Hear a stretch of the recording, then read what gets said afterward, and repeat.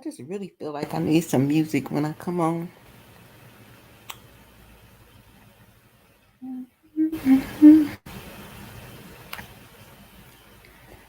Let's see who pulls up.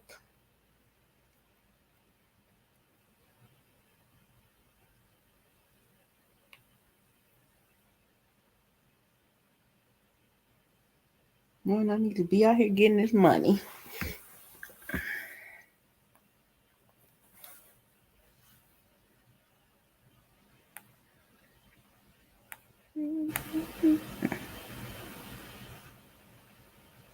Oh my God. Oh no, I'm not seeing this. Well,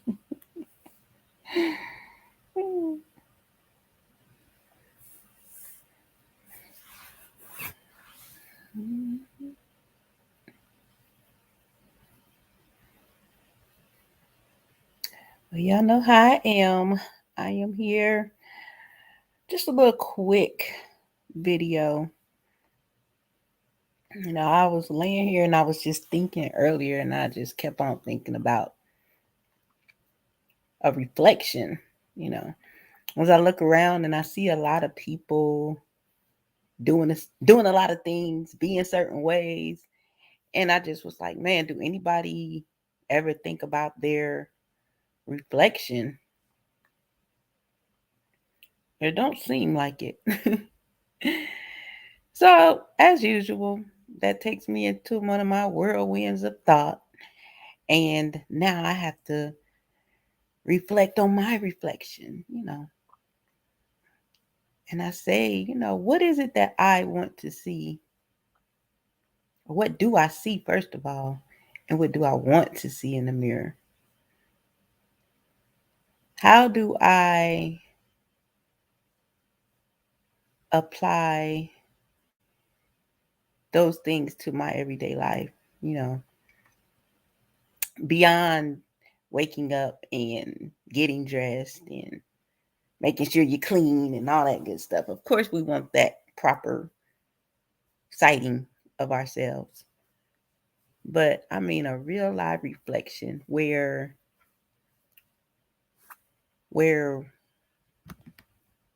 what we possess on the inside actually exudes on the outside.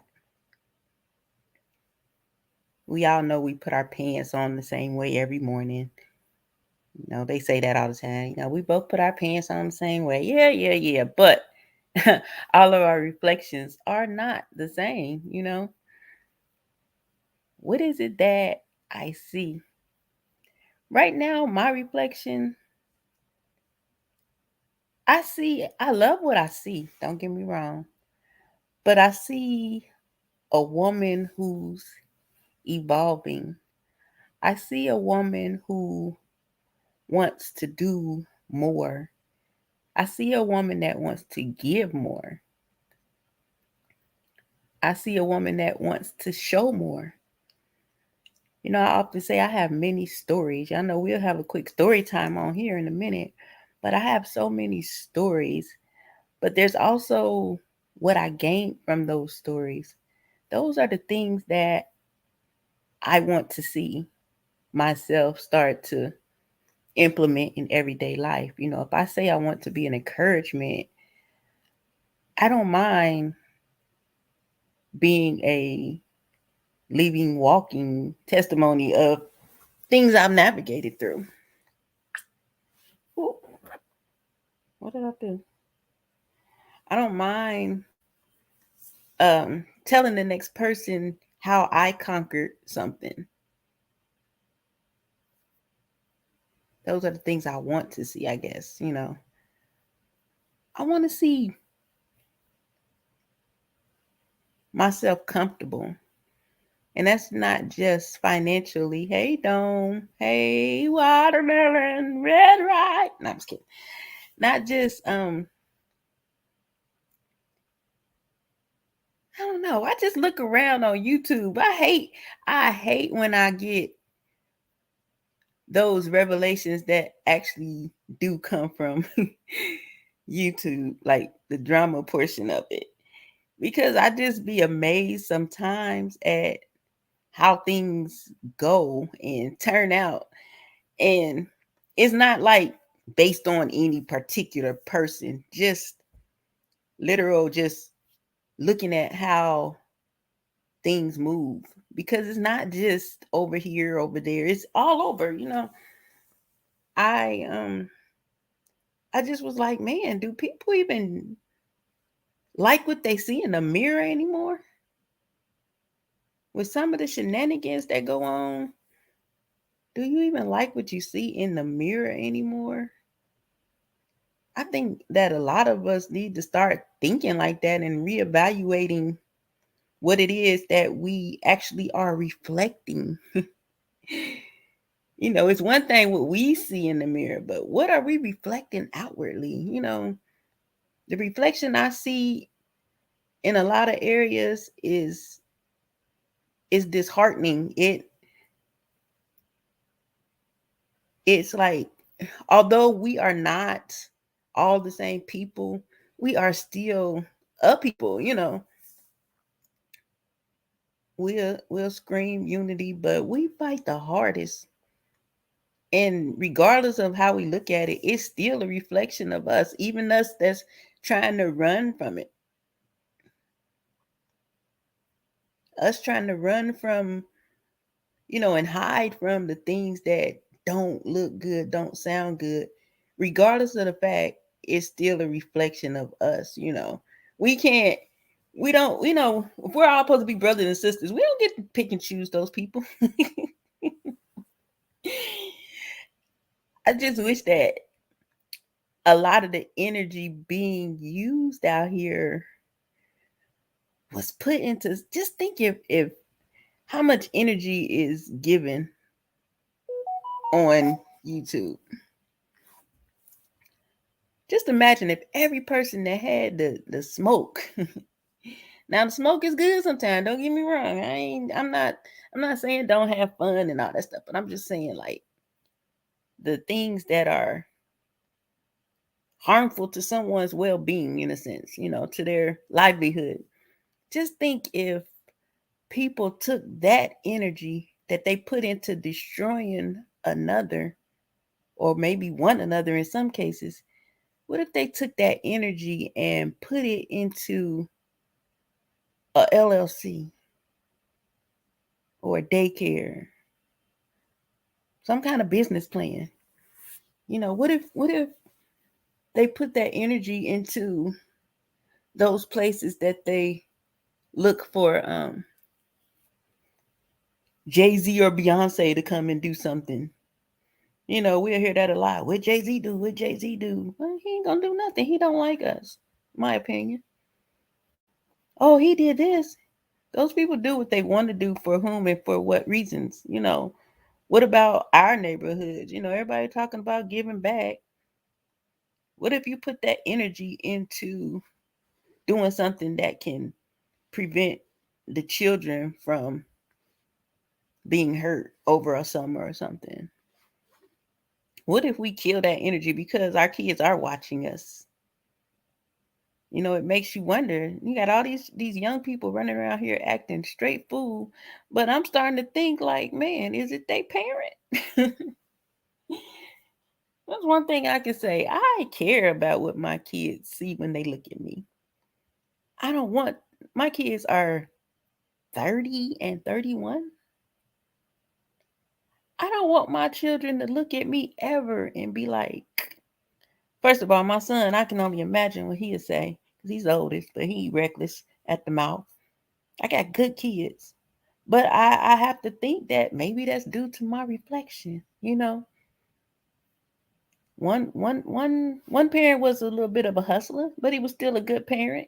I was a different kind of hustler, but they had my parents. The reflections that they saw were good enough to keep them out of the other hustle side. You know what I mean? They work hard. But I couldn't imagine my child coming to my YouTube page to see what I'm talking about and not taking something valuable away from it. I can't imagine my children being embarrassed to even share my page with their friends. What I want to reflect is, well, y'all know positivity. I can have fun. I love joking and playing, but overall, I want to, I wish we saw more, uh, what's the word I'm looking for? I wish we just saw more. I'm gonna make up a word, calmation. Nah. Y'all don't laugh at me.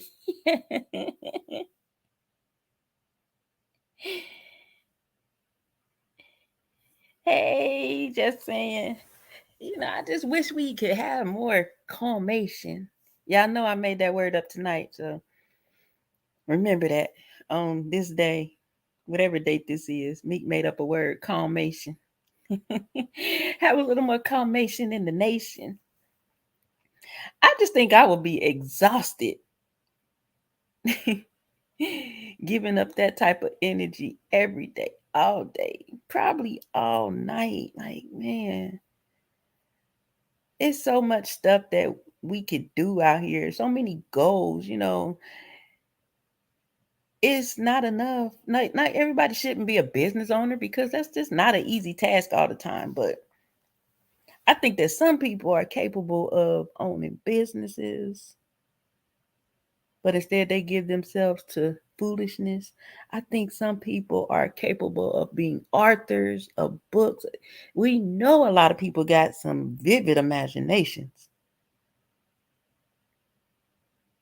You can make money off of books, people. With these things you're doing out here in these streets, acting crazy. Turn it into a story and sell it because it's very interesting. I do say, but I feel like if you put it in a book, you can get paid and won't be hurting nobody or won't get hurt. Because in the long run, somebody's gonna get hurt for foolishness. Everybody not out here playing. I think you have to be talented to even come up with some of the ideas that you have to do the things you do. That is not a small mind. You know what I mean? I just think it's a misguided mind, especially after a certain age. Think you have a level of um oh my god, why are my words leaving me tonight? Mm-mm-mm. Intelligence. Yes, that's the word I was really looking for, y'all. I think that people have a level of intelligence to do whatever they want to do. But I guess it's just too much like right to do something good. You get a platform and build it really big and it's popular and people coming and ain't got nothing but venom. But it's more surprising is the subscriptions to the venom. Venom is poisonous. These streets like fentanyl sometimes, and people don't realize, you can take it and die, but you can also touch it and die. Is that what we want? Is that what we headed for? I don't know. Maybe I think too much, but I just, you know, hmm, you're savvy with the computer. You know how to do all these graphics. You know how to do all this stuff that can make you big money, but you use it as a weapon instead of looking at it as the gift it is. Older people don't be knowing how to do this stuff. Y'all know how hard it was for me to put this little scroll thing at the bottom of this dang on thing. I don't know how to do this stuff. Some of these people can do this stuff and they sleep with their eyes closed. But they rather have a reflection of I don't know what it is, but it ain't pretty. And it's sad. It's sad, every day to take the time to tear somebody down, that has to be wearing on a person.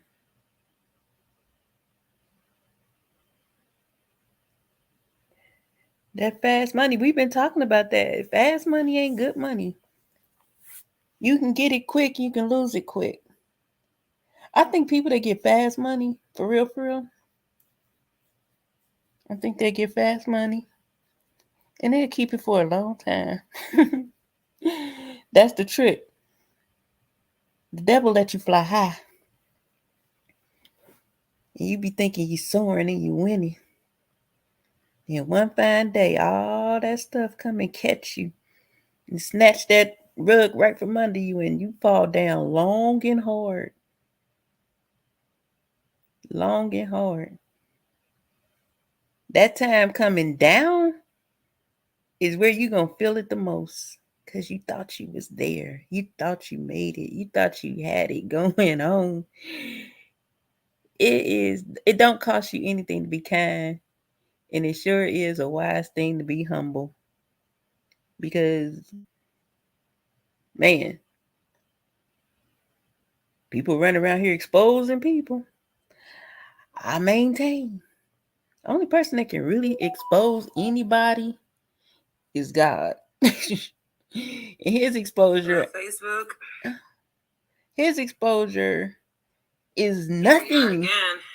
What the heck? His exposure is nothing like what we do.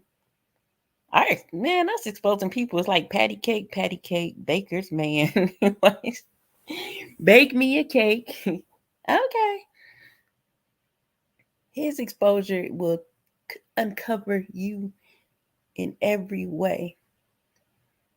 Because while we think we out here doing these type of things, exposing people and making them look a crazy way, a lot of times they're still covered.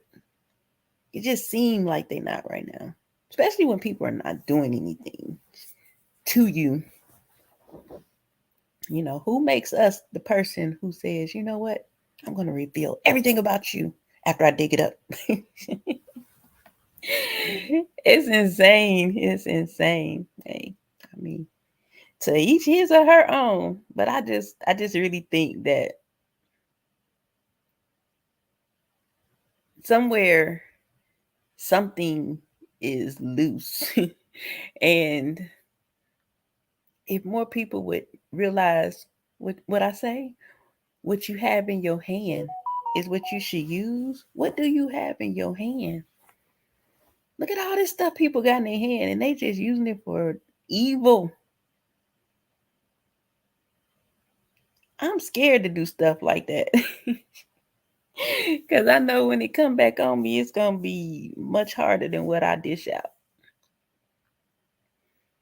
So that's why, like, going forward with myself, well, not going forward, like, as if I'm, like, going forward from YouTube, but going forward in my life, period, just out here in real life, going forward, everything that I do, it has to count.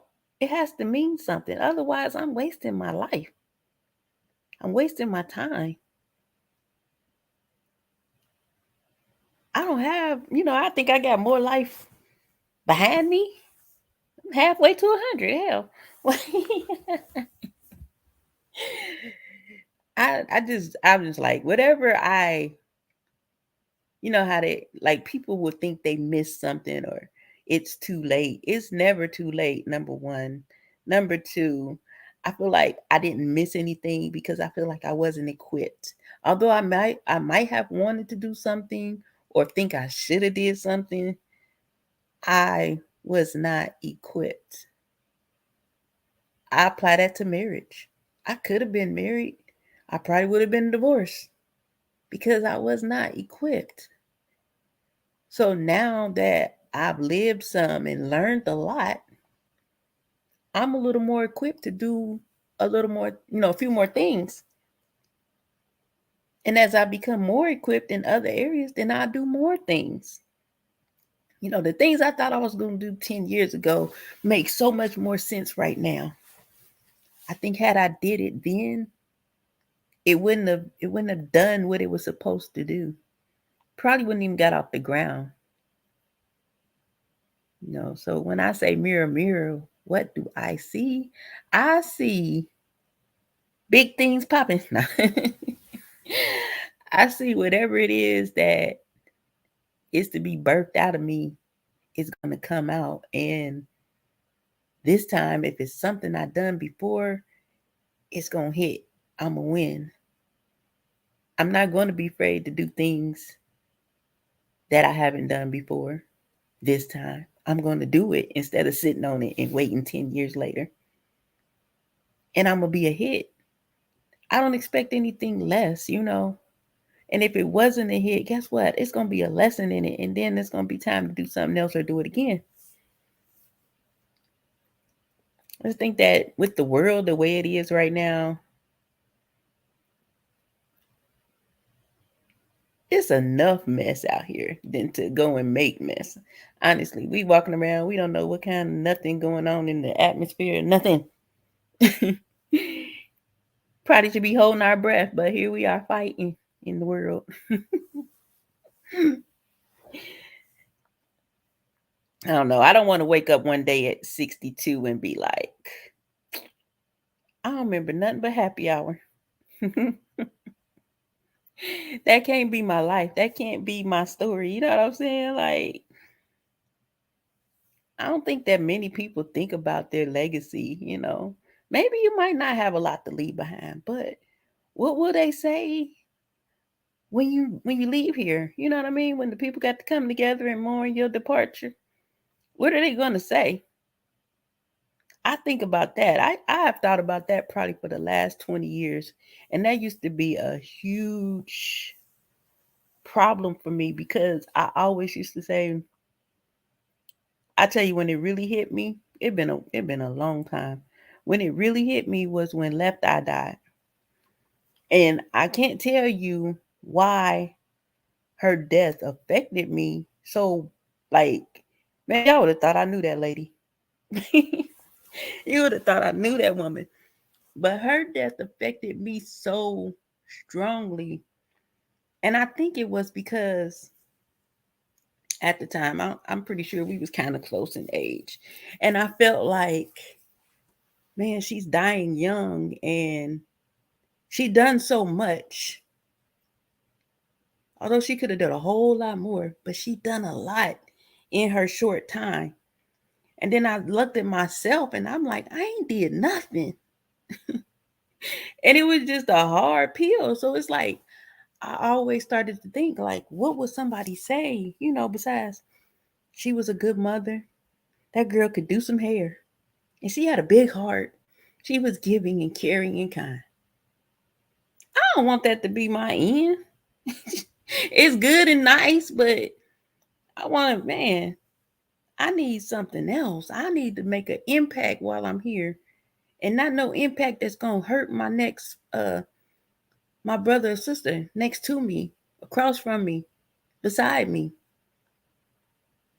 I need to make an impact that if we can for some reason be in our funeral, you know, that I could be sitting there like, yeah, I did that. That's how I look at life. Like, I don't want to, man, and it can be over just like that. I don't think people think about that. You know, what time are you wasting away from your children or your grandchildren? What time are you wasting away from your significant other or your parents? I don't have parents anymore. You know, it's been a little over 3 years for my daddy and going on 2 for my mom. That stuff's still fresh for me. But I cherish the moments that we had. And I don't, you know, I wouldn't, if my parents were here, I would be doing everything in my power to make memories with them, for them, and to have them proud of me, you know. What would your mother say if she clicks on your YouTube channel? Is she going to say, what the hell is wrong with you? Well, she might be about that life, but I'm just saying. I don't think people think that far. They just be in action mode. Action. I'm going to get you. I'm going to tear you down. I'm going to show everybody what you did. I'm going to pull your clothes off. I'm gonna pull you out naked. Let everybody see. But don't know that those things come back around eventually. And it's all over that this is happening. It's not just in, I don't even know what to call these sectors, but it's not just over here. That's all I keep saying is over here. It's a lot of places. Then on top of that, we got these entertainers out here who it seems that a lot of adults look up to them. Not like my children, they don't be like, oh, silly. They don't be like, oh yeah, we want to be like so and so, or look at such and such. I think it's weird when old people know a lot of stuff about like Krishan Rock and Blueface. Only reason why I know something is because, of course, it's all over the internet. But I think it's weird when people know all these rappers because I don't know all these people. I don't know. But we're supposed to be examples for somebody. We're supposed to be a mirror for somebody. A reflection. We see our reflection in a mirror. Someone should be able to stand in front of you and see something about you that reminds them of themselves. Or shows them something that they would like to see in themselves. A lot of people don't think we have that much responsibility out here, but I think as long as we're walking the earth, I beg to differ. If we're supposed to be an example to our children, why does it stop there? And most people ain't even to be an example to their children. Some people's children doing better than them. I thank God my kids are resourceful and have good minds, and they got a huge drive. But guess what they saw their mama do? They saw my ambition. They saw my drive. They seen my go get it. They are the same. And it ain't, because I ain't know how to tell them, but they saw it. Not when we was coming up. But now we have those conversations, Whatever I learn, I tell my kids. Do we even sit down with our children and give them valuable information they need for life before we get on YouTube and start going off? Do you even call your kids? Some people. I can't imagine just not talking to my kids all day, every day. I don't know. I think my brain just in the best place it ever is. It always is is overthinking. Because I was just really just thinking about that thing. Like, man, what do I see and what do I want to see? I want to see greatness. And I want others to look at me and see greatness. I care about that. We will have these people that say, I don't care what nobody think of me.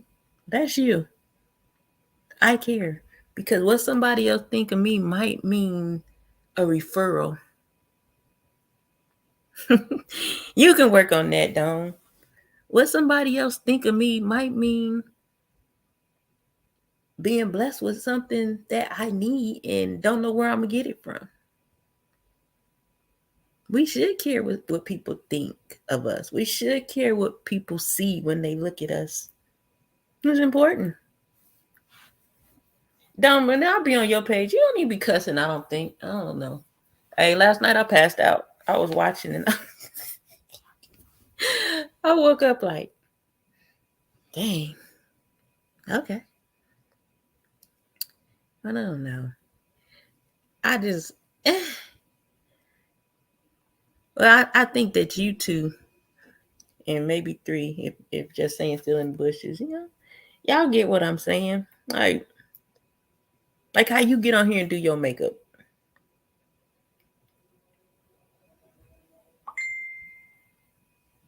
That's huge, I think when we having the gift of being in the beauty industry, I don't know if you get a lot of revelation when you do your makeup, but when I'm styling hair, man, I get the best ideas. I have the greatest thoughts.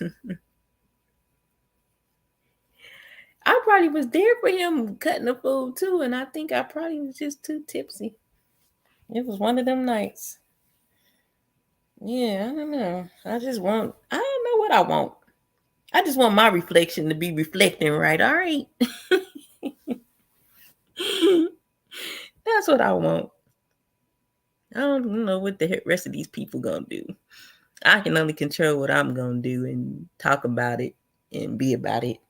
And if you want to do it, do it. If you don't, that's your business. That's how that goes, I suppose. You know, we can't change the world, but I might help one person.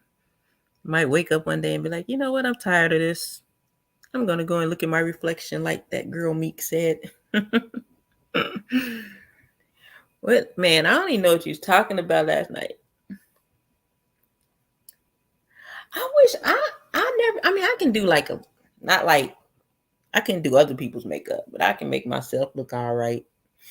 But I wish I did tap into that portion of um the beauty industry because especially now, times like now when it might not be as busy with hair, people always getting their makeup done. And here I am.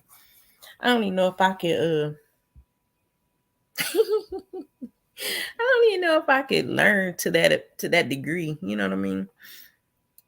Or how much I might know and just don't know I know. I don't know about all that blending and highlighting and all that stuff. I wish I could barber, but I have this thing that won't let me. But I am going to try to see what I can spin off. I mean, I'm always forever doing that. Everything I do, I think is birthed from behind my chair. Whether it's to do with the business or not, it's something that I came up with behind the chair. Because I be getting my most thinking done in there. Like, even like when I go live and just be doing hair on there, the work, it just it put me in some kind of zone. Cause I be looking like, dang, if I wasn't on live, would it been looking that good? I guess that it's that level of it's a performance. You know, at that point, once you hit play, it's a performance. Everybody's watching. I can't nick this girl. I got to make sure this fade is right. These curls got to be popping. So I'm kind of glad that I started doing that. Because sometimes being in that room by yourself and it's like no other stylist in there, you need that friendly competition and I don't have it. So it's almost like that creates that type of feel for me. It does give me the feel of how when I teach a class or when I'm on the platform at a hair show or something. Well, I enjoy just coming on there. And it'd be so cool because I don't be talking and y'all just be in the chat talking to each other. And then I'll be like, what are y'all talking about? It's so funny. But yeah, I don't know. Yeah, and it seemed like trying to do it on live, you got to figure out the mirror. And to me, I'll be trying to do it in the camera when I need to be looking in the mirror, if that makes sense. But I don't know. I'm working on some things. I know that once I get moved, and every day I come in here, I don't do one thing I'm supposed to do as far as packing. And it's like I don't have a lot of stuff to pack, but watch. I'm gonna wait until the end of the time and then be like, oh my God, I got 3 days left. I really want to, I need to. I'm gonna start first thing in the morning, give myself discipline to hit the closet, hit the laundry room, like one room at a time. Throw away things in the fridge that I don't need so that I don't have to do a lot when it comes time to get the truck and everything. I'm excited. I just want to just, mm-hmm. I don't know if I'm having a midlife crisis or I'm turning into an adult all of a sudden.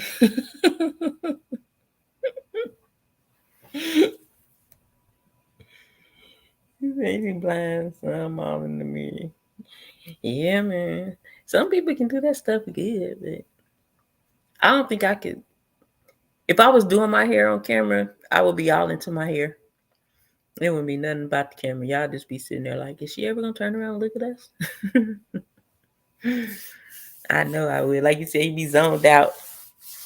If I was doing my own hair. Shoot, I started cutting my hair on camera one day when I first went on live in there.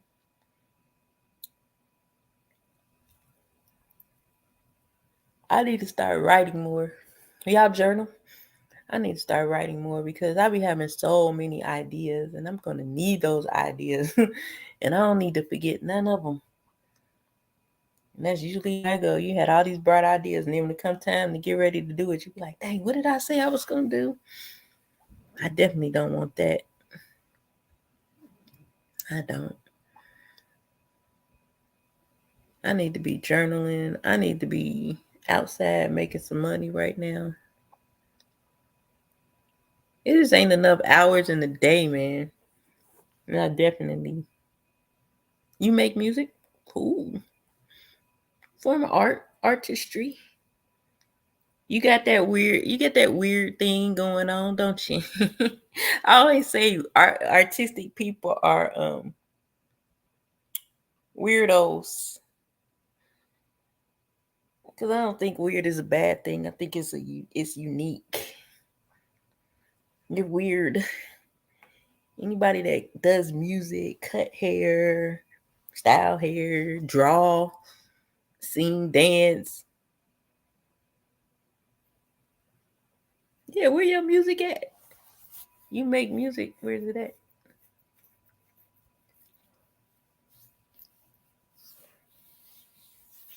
Creative people. That's what I was trying to say. Creative people.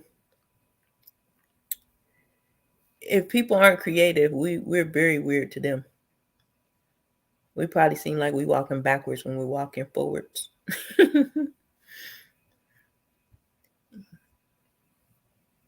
But I like it. I don't care.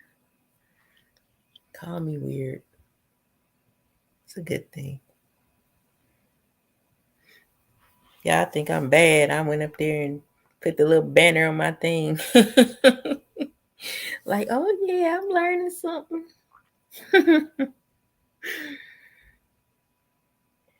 It's just that I ain't really even tapped into this stuff. I'm pretty sure it's easy, or it will be. Once I get started.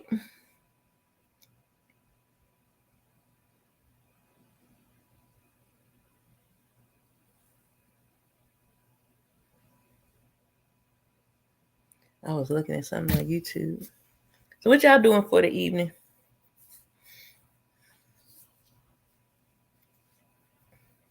Try to hit this 45 minutes. Right. Different. Being different is A-okay with me. I can handle that. He made us all different for a reason. Not to be the same, you know. Like me, I can never want to be like somebody. Not be like somebody, but I could take some things and apply it, but I want to, you know how they say you add a little bit of this and a little bit of that and make it your own. So I'm sure there's things that I picked up from other people that are beneficial, you know, and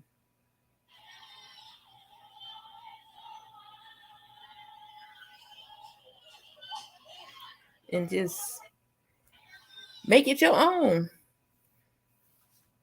Be like a little bit of mama, a little bit of daddy, a little bit of cousin, a little bit of homegirl. Then you have your own masterpiece.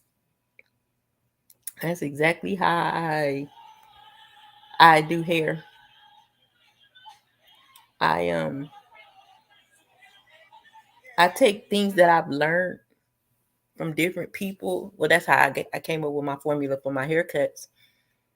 From the time when I started doing hair to now, I take things that like from what I did for my own haircut, but then I applied different things I learned along the way, and I came up with a step-by-step thing where I can do it in like 4 to 5 steps if I wanted to. So I had to formulate it so I could teach it. And for years, I stood behind my chair and I taught my class to myself. Like before I actually did a class, I would be behind my chair just explaining my cut.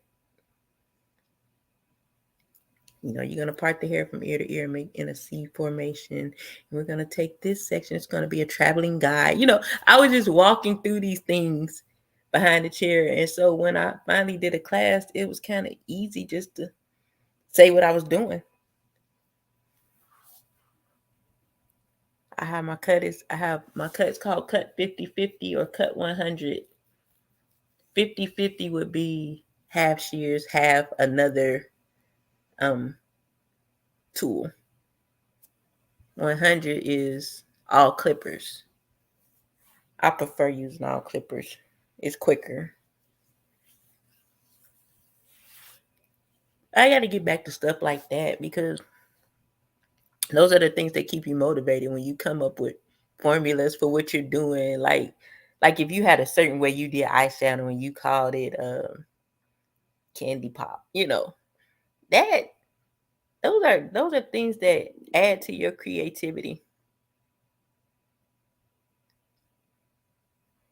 Yeah, I think that people do hate what they don't understand because I think that a lot of times it's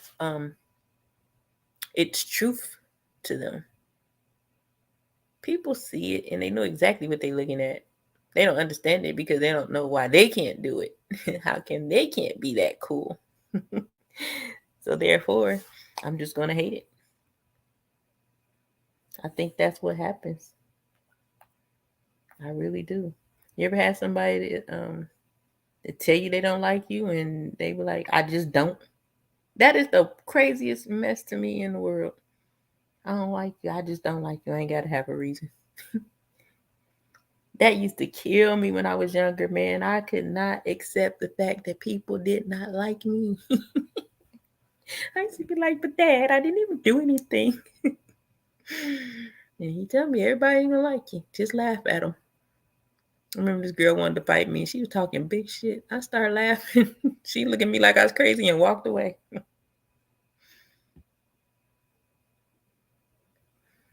Yeah, you got to tag that stuff. And especially if it's a way that you do it and nobody else does it that way. Tag it, because once you package that thing, if you ever choose to do tutorials, come learn the Sugar Pop by Watermelon Sugar. Today we're going to learn how to apply your eye makeup to create the look I'm going to call Sugar Pop.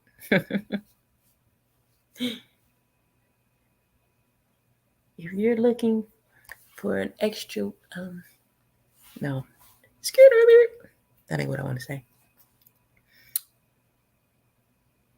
Yeah, today we're going to be learning how to beat the face like watermelon.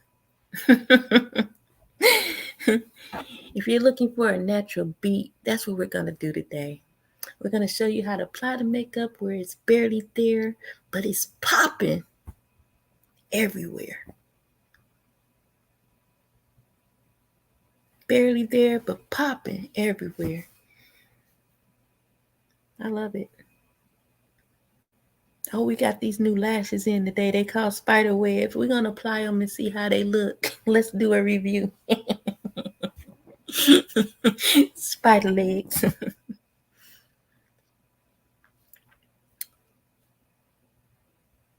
We got Dome coming through with some new sounds tonight. We're going to take a listen and see how this goes tonight. It's smooth and it's grooving. And let's get into it. Bow, chicka, bow, bow.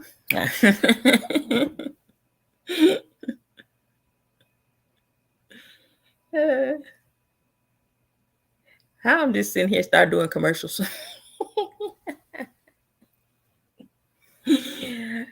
I'm glad I'm doing that because I am honestly, I am a little bit of a marketing beast when I really apply myself.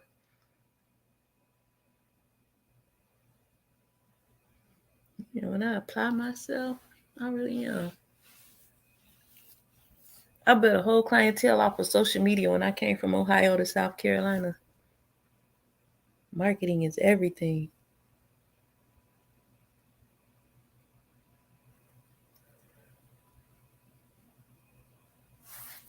I'm gonna be messed up out here tonight. Trying to wait till like 9:30. I'll turn a couple corners. See if I can't make about $80. That's why I'm gonna set the goal for $80. I think he left. Yeah, but oh, I got to 45 minutes. That was my goal. I'm glad y'all came through to hear me get my frustration out for the day. Cause I'll be at home cussing like, man, what's wrong with people? Mess with my friends, I'll fight you. That's exactly how I be feeling. If you mess with my friends, I'll fight you. I don't even like fighting, but I'll be wanting to fight sometimes. I'm glad that you came through. I know other people ain't on here because Miss 504 is live right now. But I was like, I don't want to get in the practice of not going live just because other people are live, because then that's the way I create my audience, the people that don't know anything about other people that are live. I can't, I can't always be like, well, ain't nobody gonna come and not do it. So today I'm gonna push play and talk. Then I'm gonna get off here and go see what they talking about over there. Mm-hmm. But yeah, I'm about to go out here and DoorDash though, for real, for real. Cause I ain't got no daddy that's giving up no sugar. I ain't got no extra income besides that. Right. Exactly. And I gotta tap into. I got all these people that follow me. I don't know, man. I've been having all these people forever. I'm like, are they even still on YouTube? I wonder.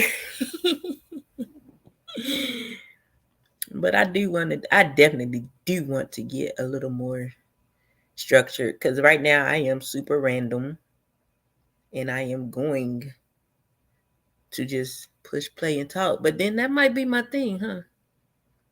Not necessarily so structured. Just, I got something to say. Push play.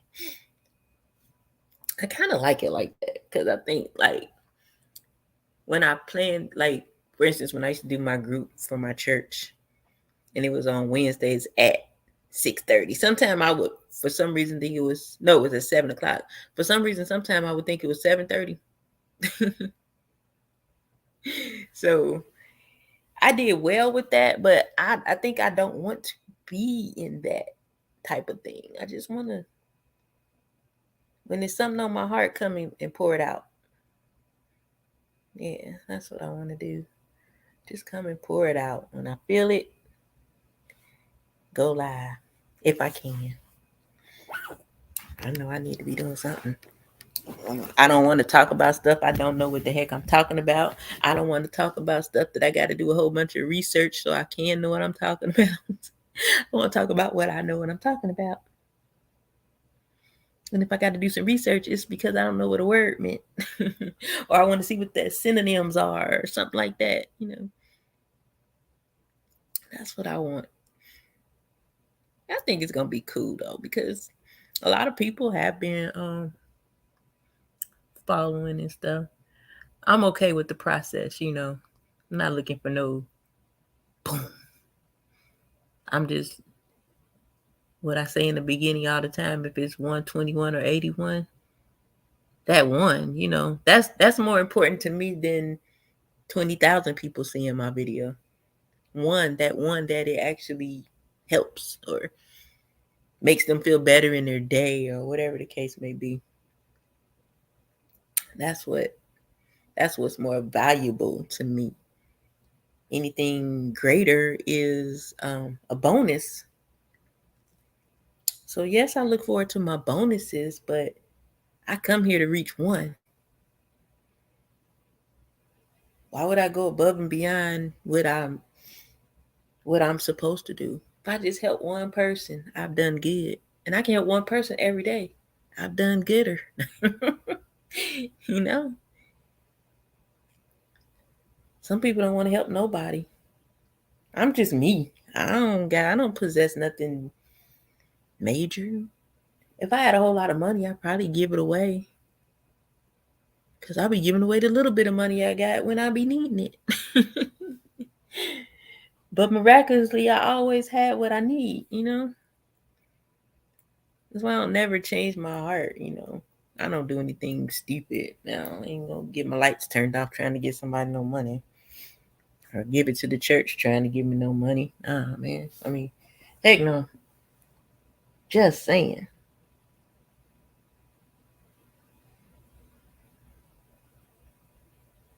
That's just, I don't know. I don't know where I get that from. Maybe my dad. But I think that over time, when you learn who you are and you go through your life, because I went through a phase where my last like real relationship, when we broke up, it was like, it wasn't like bad, but it was kind of unexpected because it didn't go the way that we were talking about it was going to go, you know. So when it didn't go to that way, I said, you know what? I don't want to talk to nobody. I'm not about to lay down with nobody. I'm not about to do nothing but figure me out. Because it's like if you have relationships and you're breaking up, at the end of the day, you are a common denominator, whether you did something right or wrong. So I always look at myself, my reflection. Here we go. My reflection. And it ain't necessarily what did I do wrong, just what did I do or what didn't I do? What was my part in it, whether it was good or bad? What do I need to change about myself for me? Forget the other person. What is it about me that's drawing this same exact result? Those are the things I had to dig up and dig out, you know? So I just went on this whole 5-year journey to learn who Meek was. And I found that she's pretty dope and I like her a lot. I like her so much that I'm not going to put myself back through no toxic things. And I ain't really been in many toxic things, but I'm not trying to go into no toxic things. I'm not trying to put myself in no traumatic things. And I'm not trying to give up too much of myself to somebody that doesn't want to give up any of themselves. I got a big heart, so man, I know who I am. I know how I roll, but everything is in moderation. You know, people say I love hard. That can be a blessing and a curse. Because loving hard can be the result of you just making a bad choice. It ain't that you love hard. You just made the wrong choice and you choose not to let that bad thing go. So in all my learning, I learned most of them that I could pick up on myself. Because, you know, it's always probably something that's still there that you don't know about. But I dug it all up. The rejection, the hurt, the manipulation, the pride. Ooh, the pride. I dug it all up. And then I seen how come I was attracting some of the things I was attracting because they were just like me. I wasn't the bad person, but because I was a certain way, it presented a weakness to somebody else. They could feed off of that stuff. And if we don't get that stuff dug up and pulled out, those people will continue to gnaw at it because it's easy if we're not aware of it. So you'll wonder, why did I change the type of guy I dated, but I still got the same guy as the dude that was no good? You know, I went from the street dude to the working dude, but he was worse than the street dude. It's because it's something else. It's something else. But along that journey, man, I had a friend, and for some reason, we started talking on the phone. Somebody I went to high school with, and we would talk on the phone. I thought it was weird then, but we would just talk for like 10 hours a day, like all day, every day. In that time, he was sharing things with me and I was sharing things with him. And it was not a real romantic relationship or anything, which is like we was just disclosing all this stuff. But I think that was a moment for both of us to purge up a lot of things. And once I purged of that, it was just like,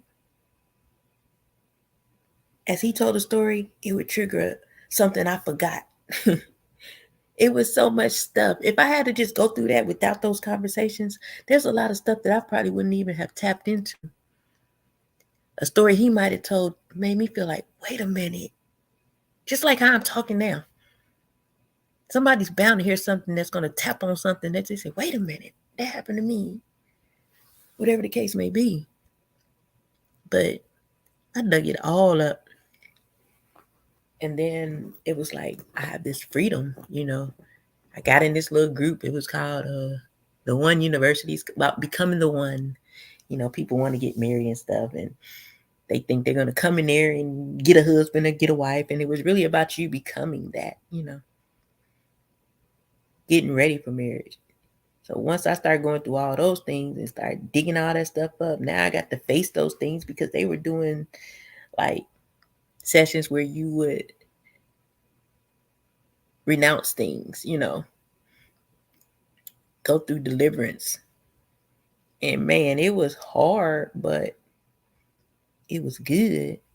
They taught us about finances. They taught us about having a heart of servitude, how to be a friend. Like, how can you be a wife and you can't even be a good friend to somebody? Those are things we don't think about. I'm going to get married and I'm going to be my husband, but you're a horrible friend. That means you're going to be a horrible friend to your husband, probably. It's likely. People be like, because it's my husband. I guarantee you, unconsciously, subconsciously, you will be a bad friend to anybody if you're a bad friend. You're a bad friend. You're a bad friend. You ain't going to be like, oh, I'm going to you might treat one a little better than the other, but still a bad friend. You got to change that. You're still a bad friend. But we learned all that stuff, finances, and just, we had sessions where they would break off with the women and we would actually have like a makeup artist come and teach us like little basic things, how to do our own little quick makeup, 10-minute makeup or whatever the case. We had cooking class. This program was so dope that I wasn't thinking about no husband. And I think that's what it was designed to do. That was the clickbait. Oh, finding your future spouse. Becoming the one. Join the One University. You're coming here thinking you about the husband. Oh my God, this is wrong with me. I'm not ready. Then you learn to love yourself and become whole. So my journey was to wholeness. Am I completely whole right now? I'll say yeah, but like I said, there's always things that we might not see or know, I'm as whole as I can be right now, I guess. But what I'm not is bitter, broken, or hurt. You know what I mean? I don't know what complete wholeness looks like because I've never been there, but I do know I'm not broken or hurt. I don't have malicious bones in my body that wants to get back at people. Can that happen? Is that person still there? Of course. But I let a lot more shit roll off my back. I don't care. I don't like when I get pissed off now. I used to like to get pissed off.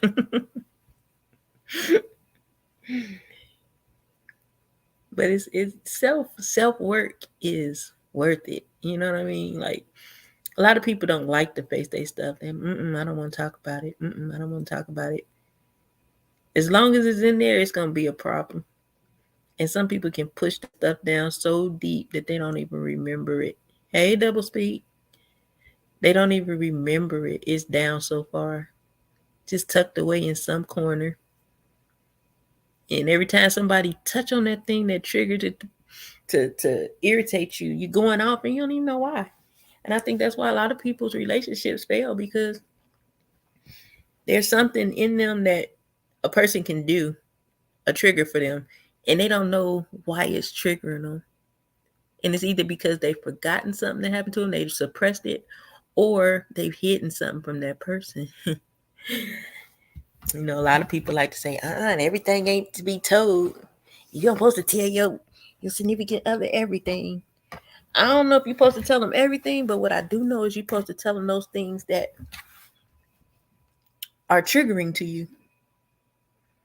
A woman, an example would be a woman who's been violated by a man in any kind of way. If you hide that from the man you're with, and that person say y'all playing around, and it's all kiki, but he grab you some kind of way. And next thing you done flip straight out. And he don't know why. He think you crazy. He's gone. But had you just told him, this happened to me when I was whatever, how your story go, now he'll know.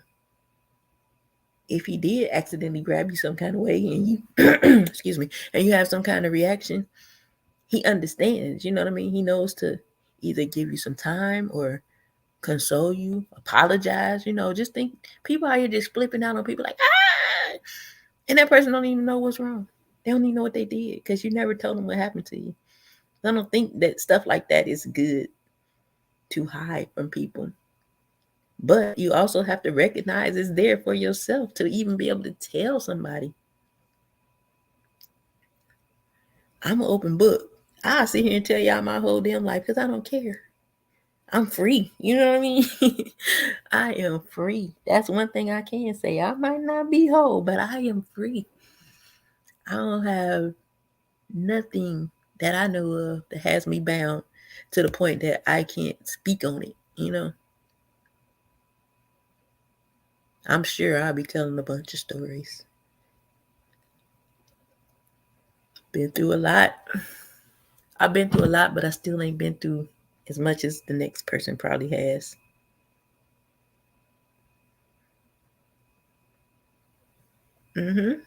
Unspoken trauma. If you don't deal with that mess, it just hardens your heart. And you don't even know how to love or be loved.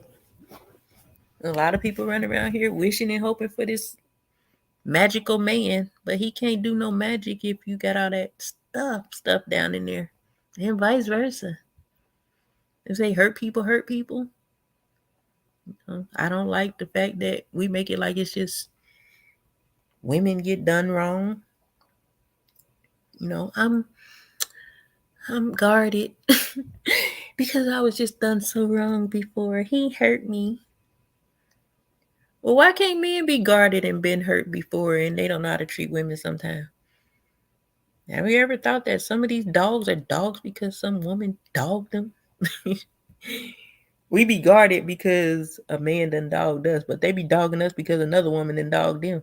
That's why you gotta look at stuff as a people thing and not a gender thing. It's not one sided. I think that men and women want the same thing as far as relationships go. I think they want the same thing. It may sound a little bit different because it is. They say men are visual, women are emotional, whatever. I think everybody visual and emotional because people think that emotions mean you cry, and it don't. It means you're laughing hard. It means you're mad as hell. If you got some woman and you talking about she too emotional and you pissed off every day about it, guess what? You're emotional too, buddy. And I guarantee you probably cry at night and have tears in your ears. Laying on your back crying. But that's the beauty of getting to know yourself. You know what I mean?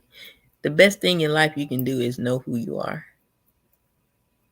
When you know who you are, you bob and weave a little different. Like now today, half the stuff used to get by me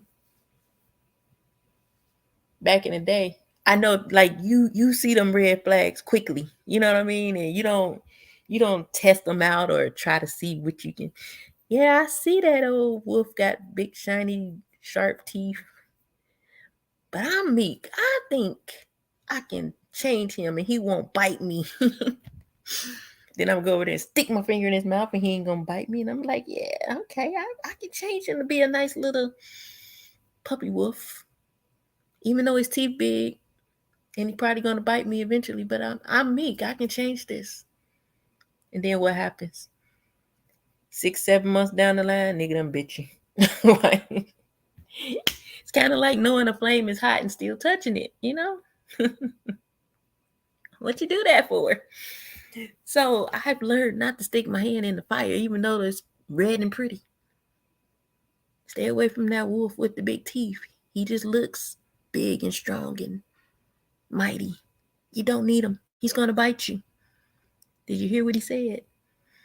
A lot of men have walls built up from past relationships and pride keeps them from opening up. And a lot of women. See what I'm saying? It's not different. But I think it's a breakdown of communication. So there's no understanding on a lot of things. I don't know why we got to be just such victims of things. Yes, we are all victims of something, but it is not just females.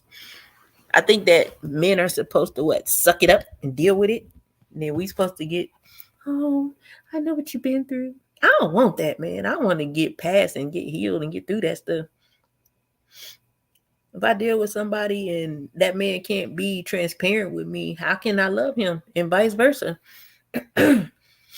It's men out here right now that probably done had been violated by a woman, and people look at that like, oh, he just got some young, but it's a thing. It's not, unfortunately, like most men are not gonna like press charges on a woman for doing something to them, but things happen. That's one thing I learned in that group. You know, a lot of people would be like, you know, because they taught, well, they I guess you could say taught. The thing, of course, was abstinence because it was a church-based thing. I ain't gonna say church-based, but faith-based. And I know that when I was going through my phase, and guys, like if I would meet guys and I would let them know, like, you know, I'm abstaining. For how long? I don't know. Supposed to be till I'm married, but I'm not gonna tell a lie, so I'm just gonna say I don't know. But right now it ain't happening, and it ain't happened in this many years. What? This one guy would always say, men have needs, and they're gonna do this and they're gonna do that. Ain't no man gonna understand that. And I used to be like, it doesn't matter because you're not getting none anyway. So who cares what you think? I'm just telling you, I'm a man, I know. And I'm looking like, okay. But what I learned in that group, like, there's a lot of men, to my surprise, that are actually like saving themselves. I'm like, what? And proud of it, you know. Men go through things just like we do, and they get tired, and they take that stuff off the shelf just like we do. Well, like I did. I don't know about we, but me. They do the same things we do. They just don't talk a lot about it. So when that person tells me ain't no man gonna wait, I think a lot of men have to worry about the women trying to get them. Got to double speak. Like, y'all pay attention to these little kids. Most of these little boys out here hot because these little aggressive little girls. If you know, the funny part is, if a man say he's abstaining, you know what a woman's gonna say, don't you? He must be. And it's sad because that's like kind of a good thing. Like, if he ain't out here stretching himself long and wide, hello. Safety first, sis.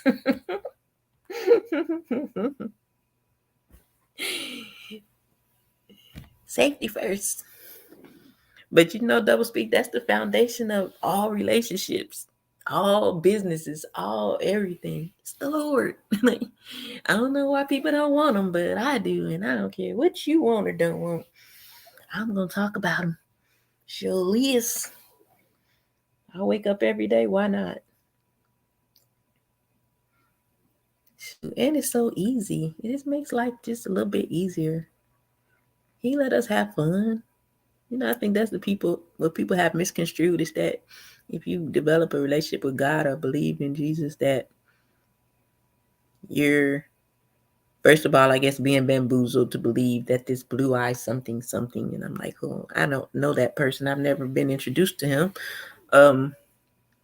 Or they automatically equate it to church, and that's not it. People, I ain't religious, but I'm spiritual. But a lot of people that say that, they talking about butterflies and blue orangutans. Yeah, I need to do one of them. Like, for real. I need to start that one Monday. For real. Because, ooh, you just gave me a major idea. Thank you. One of these days, we going to do one. But I'm going to wait until I get that thing that says, now do it. I don't want to jump ahead. It's going to be cool. Yeah. That's one thing that me and my friend did, the one that I talked about. We was just disclosing all it, just sharing stories and stuff.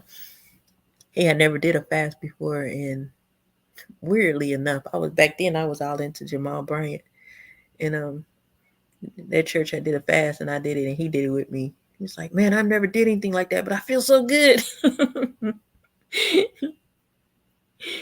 That's the best thing in the world. And you know what else too that I've been trying to do that I really need to get through? If they say you can open up blessings if you say, like, you put your petitions out first and then you say the Lord's Prayer 500 times in a setting. Let me tell y'all. The highest I got was, I think, 225. That's an experience. That's all I can tell you. It's an experience. It is definitely an experience because, whew, man, you don't even be through the first 20. You already done went into some other realm. Then by the time you get to 100, well, you get tired to the point you laying down. Then you be like, oh, I got to get up. It's such a spiritual journey. Like, why are you saying that prayer over and over again? You might get a rhythm. Next thing you know, you pacing around the floor. Then you might be laying down again. Then you might just go straight into crying. And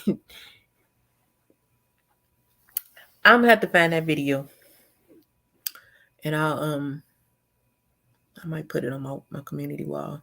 I forgot that man's name is Kevin something. Just Google Lord's Prayer. Saying the Lord's Prayer 500 times. It's a story behind it. The man was saying he needed something. But what I recognized was I didn't do it 500 times, but I believe I benefited from it.